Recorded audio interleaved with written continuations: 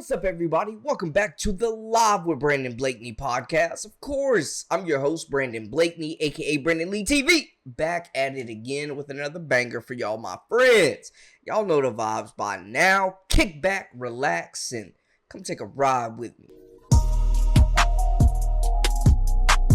You are now locked into the Live with Brandon Blakeney podcast. Here is your host, Brandon Blakeney. Man, what a run, what a story for women's college hoops the TCU Horned Frogs have been. A bunch of players really that did not fit in where they were, brought together for one goal, one mission, and they advanced to the Elite Eight in a game I truly did not expect them to win against a very talented and cohesive and well-coached Notre Dame team. Coach Mark Campbell does his thing. Hailey Van Lith leads this team to the first Elite Eight in program history, assisted by the other big three of Sedona Prince, 6'7", a monster down there, and Maddie Connor, one of the best shooters in the country. What a journey it's been for this team. What a journey it's been for Hailey Van Lith. She's spoken on her mental health struggles. She's spoken on being on three programs, three different teams in the past 3 years, started at Louisville, took them to a Final Four, went to LSU, didn't quite pan out, never really looked comfortable, never really found her footing with that program,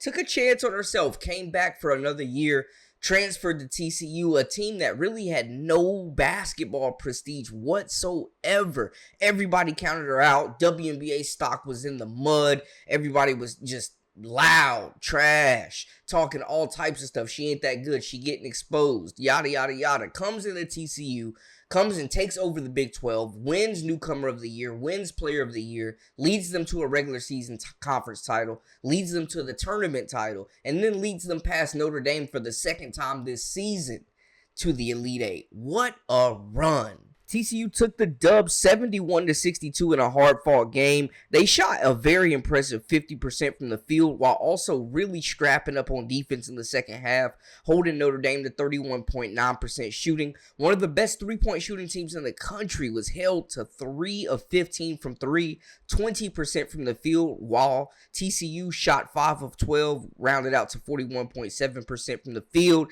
They earned 24 free throws and knocked down 22 of them. They were tougher on the glass with Prince down there banging as well. 31 defensive rebounds. That's a lot of one-shot opportunities for Notre Dame. They also had 10 blocks, bro. They was out here hosting a block party, sending everything into the stands.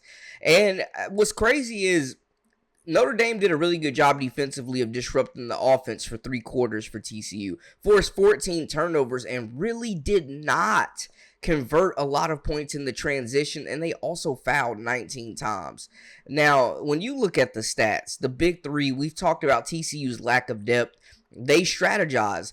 They really slowed the game down and played to their tempo. Hailey Van Lith, 26 points, 4 assists, 9 rebounds. When you talk about a player that really controlled the entire tempo of this game, the orchestrator out there, not only getting to her spots offensively and making some tough shots, getting to the basket, playing some really good defense, but also playmaking, man. She is proven up to this point. If you don't know, Hailey Van Lith is a point guard, period. She got Maddie Connor involved a lot in this game. The two-man game between her and Sedona Prince was unstoppable. Notre Dame had no answer for it. Maddie Westbeld did her damnedest, but it was not enough. And TCU advances, man.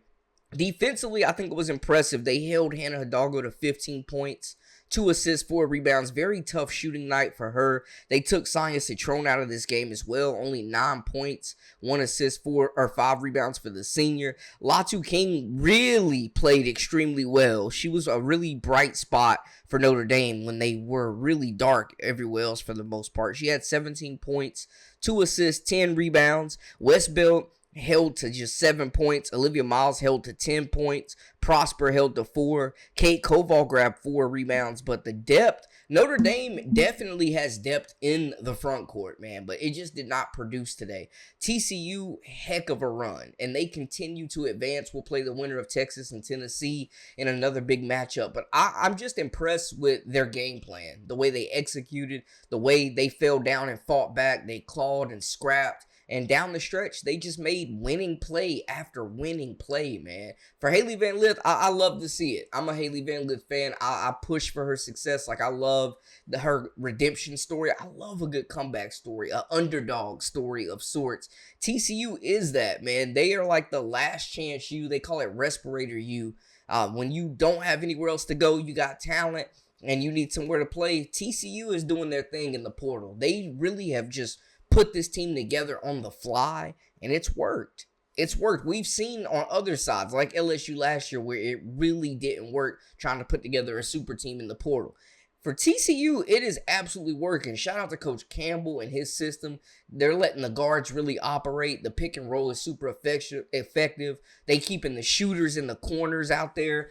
So you cannot overplay or overcommit, or you will get lit up, man.